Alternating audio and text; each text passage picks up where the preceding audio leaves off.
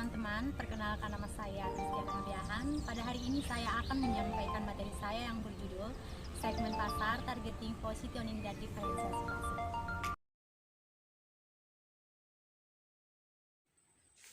Yang pertama, saya akan membahas apa yang dimaksud dengan segmentasi pasar. Segmen pasar yaitu subkelompok orang-orang atau organisasi yang memiliki satu atau lebih karakteristik yang sama, menyebabkan mereka memiliki produk yang serupa. Segmentasi pasar juga merupakan suatu aktivitas membagi atau mengelompokkan pasar yang heterogen menjadi pasar yang homogen atau memiliki kesamaan dalam hal minat, daya beli, geografi, perilaku pembelian, maupun gaya hidup. Segmentasi pasar dapat dipahami sebagai proses mengelompokkan pasar keseluruhan yang heterogen menjadi kelompok atau segmen yang memiliki kesamaan dalam hal kebutuhan, keinginan, perilaku, atau respon terhadap program pemasaran spesifik. Segmentasi dapat dilakukan dengan berbagai cara. Yang pertama, segmentasi geografis. Segmentasi geografis ini digunakan untuk mengklarifikasi pasar berdasarkan lokasi yang mempengaruhi biaya operasional dan jumlah permintaan secara berbeda. Dalam segmentasi geografis, pasar dibagi menjadi unit geografis seperti negara, provinsi, kota, dan lingkungan. Yang kedua ada segmentasi demografis. Dalam segmentasi demografis, pasar dibagi menjadi berbagai kelompok berdasarkan variabel-variabel demografis, misalnya usia, jumlah keluarga, jenis kelamin, penghasilan per bulan, pekerjaan, agama, ras, generasi kewarganegaraan, dan status sosial. Yang ketiga ada segmentasi psikografis. Segmentasi psikografis atau segmen pasar ini dilakukan dengan mengelompokkan konsumen dan pembeli menjadi bagian pasar menurut variabel-variabel pola atau gaya hidup atau lifestyle dan kepribadian atau personality. Yang keempat ada segmentasi perilaku.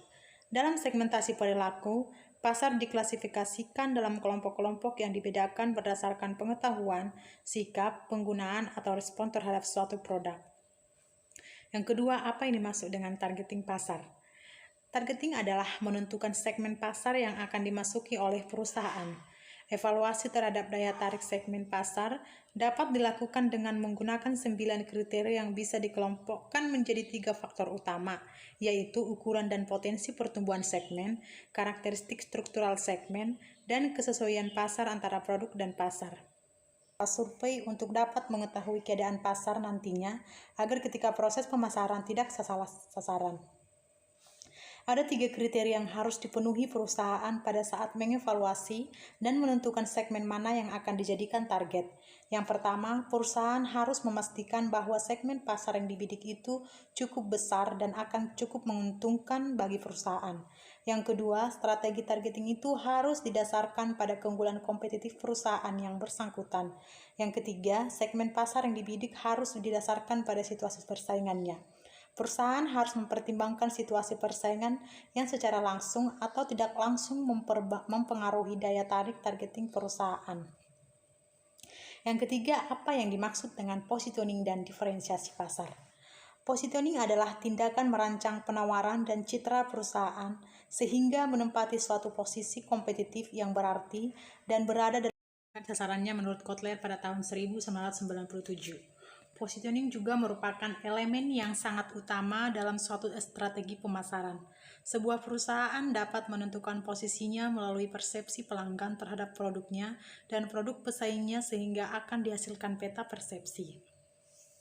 Informasi dari peta persepsi dapat dikenali berbagai strategi penentuan posisi, antara lain, yang pertama, positioning menurut atribut produk.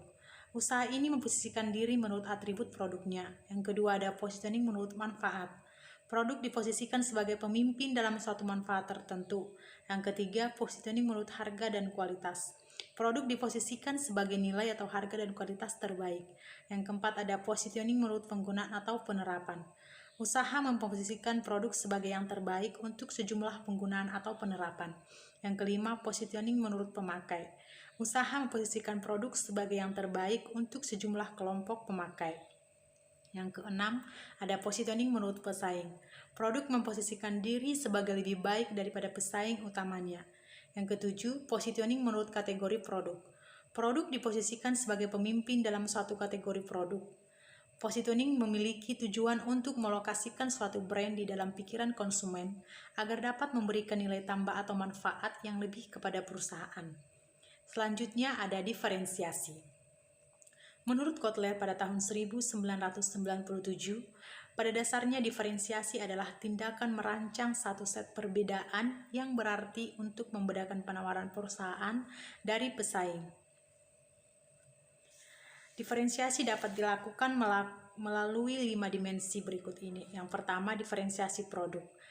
Ini membedakan produk utama berdasarkan keistimewaan, kinerja, kesesuaian, daya tahan, keandalan, kemudahan untuk diperbaiki, gaya dan rancangan produk. Yang kedua, diferensiasi pelayanan. Membedakan pelayanan utama berdasarkan kemudahan pemesanan, pengiriman, pemasangan, pelatihan pelanggan, konsultasi pelanggan, pemeliharaan, dan perbaikan. Yang ketiga, diferensiasi personil. Membedakan personil perusahaan berdasarkan kemampuan, kesopanan, kredibilitas, dapat diandalkan, cepat tanggap, dan komunikasi yang baik. Yang keempat, diferensiasi saluran. Langkah pembedaan melalui cara membentuk saluran distribusi, jangkauan, keahlian, dan kinerja saluran-saluran tersebut. Yang kelima ada diferensiasi citra. Membedakan citra perusahaan berdasarkan perbedaan identitas melalui penetapan posisi, perbedaan lambang, dan perbedaan iklan. Selanjutnya ada strategi positioning. Produk positioning sangat berhubungan dengan segmentasi pasar karena penempatan produk tersebut ditujukan melayani target market tertentu. Menurut Philip Kotler, ada 7 pendekatan yang dapat digunakan untuk melakukan positioning, yaitu sebagai berikut. Yang pertama, positioning berdasarkan atribut. Yang kedua, positioning berdasarkan harga dan kualitas atau price and quality positioning. Yang ketiga, positioning yang dilandasi aspek penggunaan atau aplikasi atau use application positioning. Yang keempat, positioning berdasarkan pemakai produk atau user positioning, yaitu mengaitkan produk dengan kepribadian atau tipe pemakai. Selanjutnya, yang nomor 5, positioning berdasarkan kelas produk tertentu atau product class positioning. Yang keenam, positioning berkenan dengan pesaing atau competitor positioning, yaitu dikaitkan dengan posisi persaingan terhadap pesaing utama. Yang ketujuh, positioning berdasarkan manfaat atau benefit positioning. Kunci utama keberhasilan positioning terletak pada persepsi yang diciptakan. Sekian presentasi dari materi saya. Jika ada kekurangan atau kesalahan kata, saya mohon maaf.